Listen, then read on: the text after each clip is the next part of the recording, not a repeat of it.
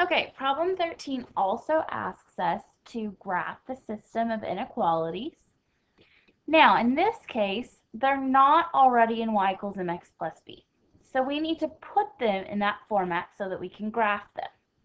I've gone ahead and written the equations down here so that we have room to work with them. So let's see. For this first inequality, I'm going to subtract x from each side. That leaves me with negative y is less than negative x minus 2. Well, I need y by itself, so I'm going to divide both sides by negative 1. Therefore, y is greater than, let's see, positive x, because negative x divided by negative 1 is positive x, and negative 2 divided by negative 1 is positive 2.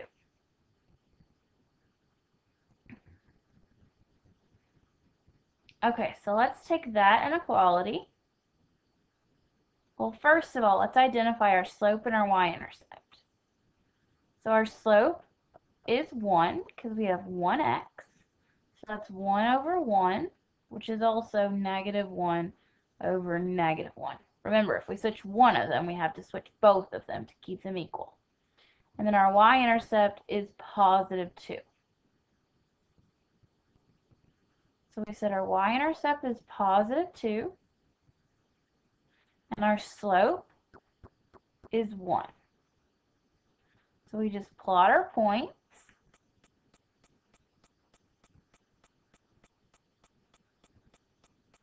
Now our inequality is not or equal to, so that means we're going to have a dashed line.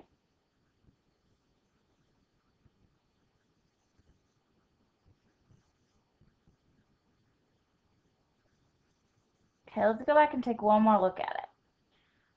So we had to flip our inequality in this case because we divided both sides by a negative number. So our inequality now reads y is greater than x plus 2.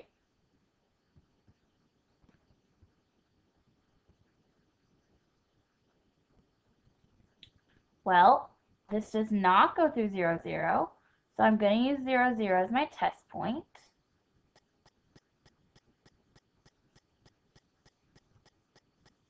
I have an x and a y. Both my x and my y are 0. I always go back to the original to test my point. Okay, so x is 0, y is 0. Is 0 less than negative 2? No, 0 is not less than negative 2. 0 is greater than negative 2. So I'm not going to shade this side. I'm going to shade the other side of my inequality. I'm going to shade the true side, which would be the other side.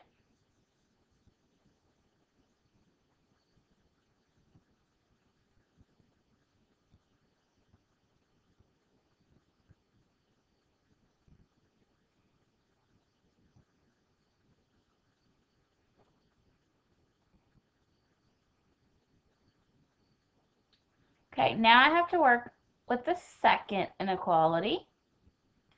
I'm going to subtract 4x from each side.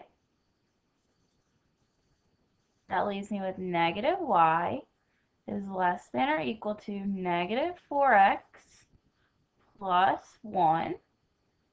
I have not yet flipped the inequality because I only subtracted 4x. I didn't multiply or divide by a negative number. But in this next step, I am going to divide both sides by negative 1 since I have negative y and I want just y. So that means I now flip my inequality. Negative 4x divided by negative 1 is going to give me a positive 4x. And positive 1 divided by negative 1 is going to give me negative 1. So that means my slope is going to be 4, and my y-intercept is negative 1. Let's go back, a slope of 4 is 4 over 1, which is also negative 4 over negative 1. When we graph, we always start with our y-intercept, and then we use our slope.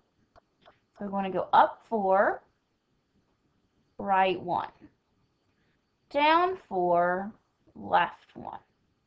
It was an or equal to, so it's going to be a solid line.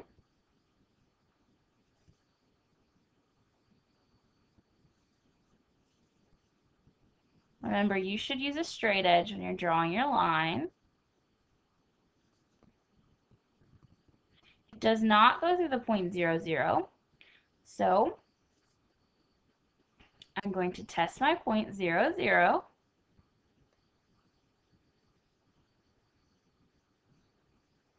Again, you can technically test any point that's not on the line, but 0, 0 is easy because x and y are both 0. So when you can use 0, 0, use it. 4 times 0 minus 0. Well, anything times 0 is 0, so we're just left with 0 minus 0. Is 0 less than or equal to 1? Yes. 0 is less than or equal to 1, so I want to shade the side that contains my test point. So I'm going to shade this whole side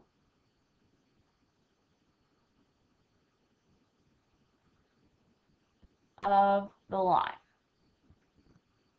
Now, remember, we only really care about the double shaded region. So let me go back and show you that this was a dashed line. So anything on that line is not a solution. But anything up here is the solution that we're looking for. So we're looking for the double shaded region. So on this side of the blue line and above the red dashed line.